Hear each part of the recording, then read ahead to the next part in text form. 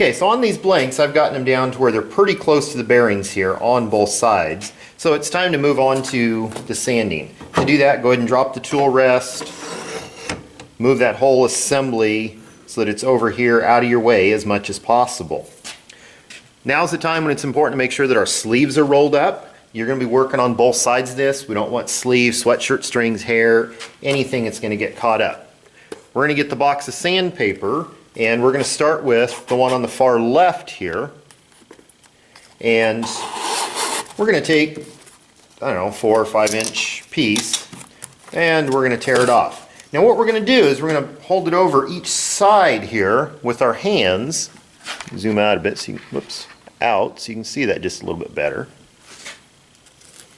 We're going to hold this over with both of our hands, pulling against it from the back side. Now we're going to work on this front side and the back side where the bearings are to get it up to where it's pretty close to smooth. We're going to work through a progression starting with 150 grit and then work down. This one, depending on where your pen's at, you're going to spend probably 3 to 5 minutes on the 150 grit. Now when we go to sand, we're going to turn it on, but we're only going to turn it to about 15 to 1600 RPMs. If we go much faster than that, then what it'll have a tendency to do is burn a little bit. And we're just going to run this back and forth over the length of the pen, cleaning up any marks that we have, any spots that maybe aren't quite flush, aren't quite as nice and smooth as we'd like. We want to be careful that we're not pulling too hard. We don't want to cause the mandrel to bend, so we don't need a ton of pressure on it, but enough to get the job done. And again, we're going to spend more time here on the front and the back, making sure that we're getting our pen blank where it's coming in smooth and flush with those bearings. Now, keep in mind, we don't want to take it all the way because we still have a couple more grits to work through, but each grit's going to take off less and less material. So most of our final shaping work is going to be done with our 150 grit sandpaper that we have here.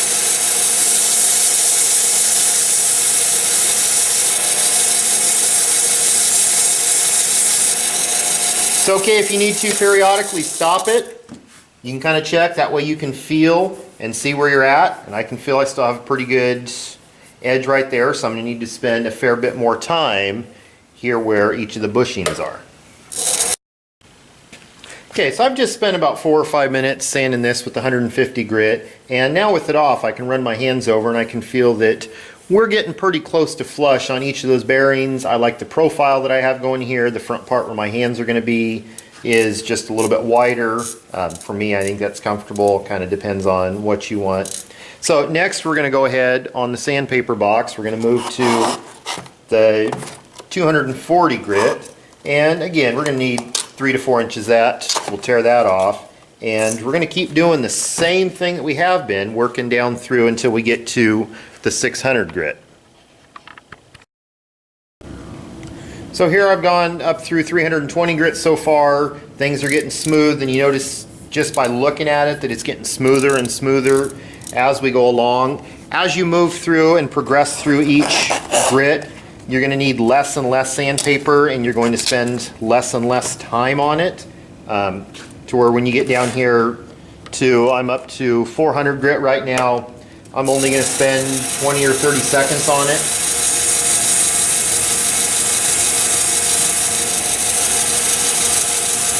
So it's mostly just going over, we're getting out any grooves that we might have left the time before, any sanding marks.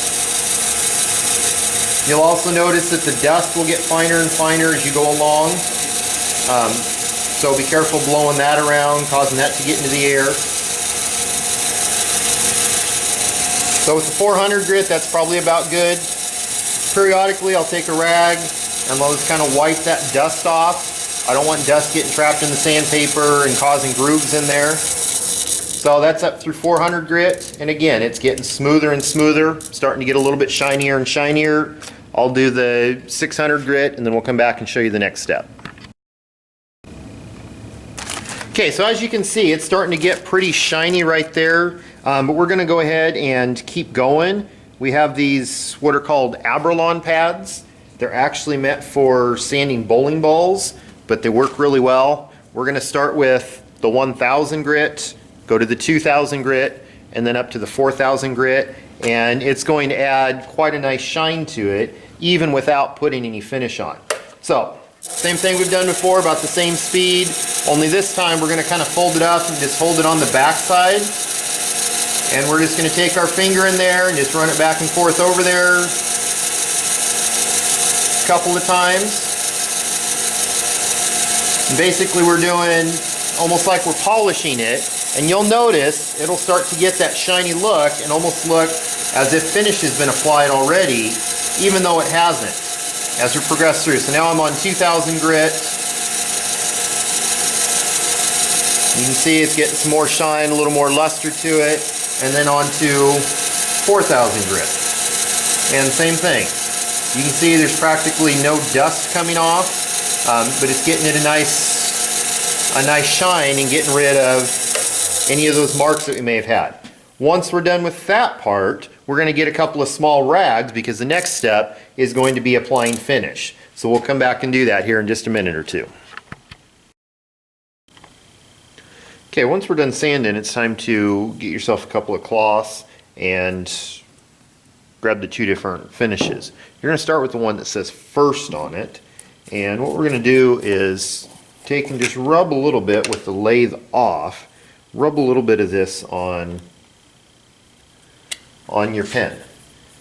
We'll take and rub it on. We want to make sure we rub it around as much of it as possible, and we are going to be moving it around in just a bit with the lathe. Make sure you put enough on there that we should have most of it coated.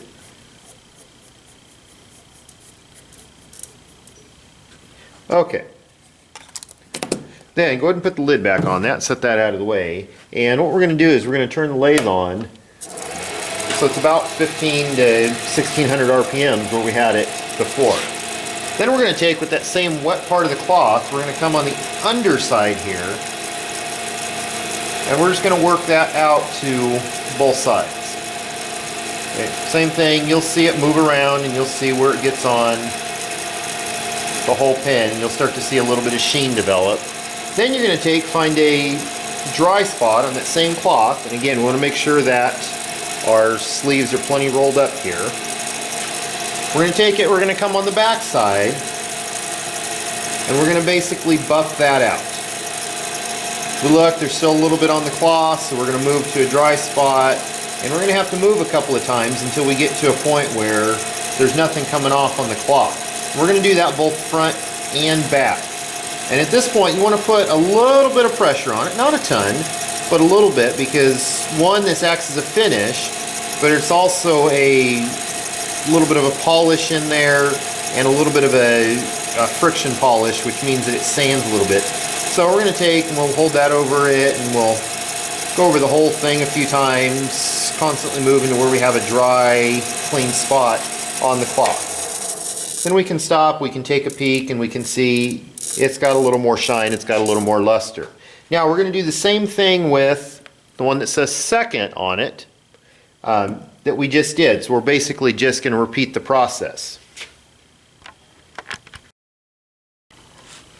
Okay, so we've just finished up the Ultra Shine wax and the shellac wax, and the next thing is to take this off. We want to be careful as we do this. We're going to go ahead and loosen that up. We can bring the headstock center back, and I'll pull that back, and loosen that handle up and slide it. Oops, got the handle jammed. There we go.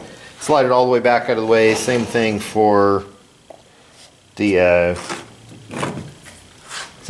tool rest. And we're going to grab our knockout rod.